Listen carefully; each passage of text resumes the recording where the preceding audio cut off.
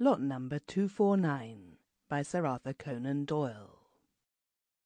Of the dealings of Edward Bellingham with William Monkhouse Lee, and of the cause of the great terror of Abercrombie Smith,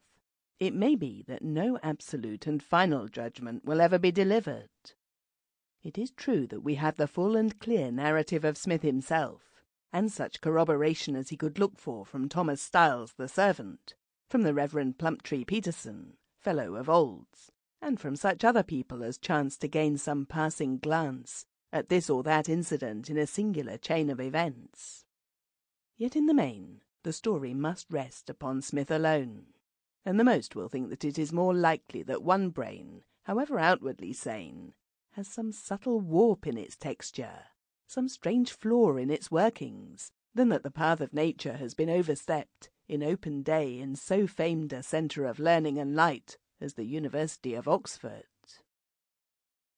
Yet when we think how narrow and how devious this path of nature is, how dimly we can trace it, for all our lamps of science, and how from the darkness which girds it round, great and terrible possibilities loom ever shadowly upwards,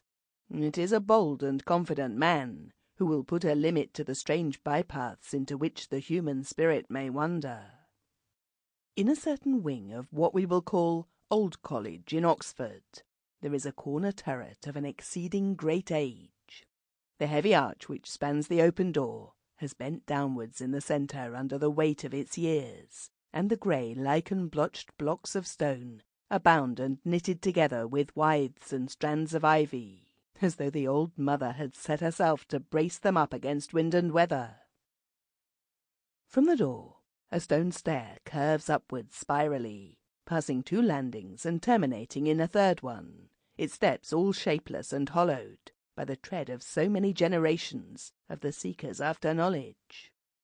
Life has flowed like water down this winding stair, and water-like has left these smooth-worn grooves behind it.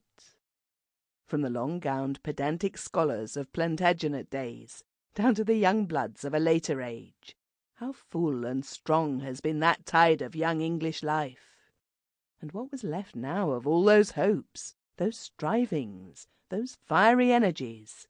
save here and there in some old-world churchyard, a few scratches upon a stone, and perchance a handful of dust in a mouldering coffin?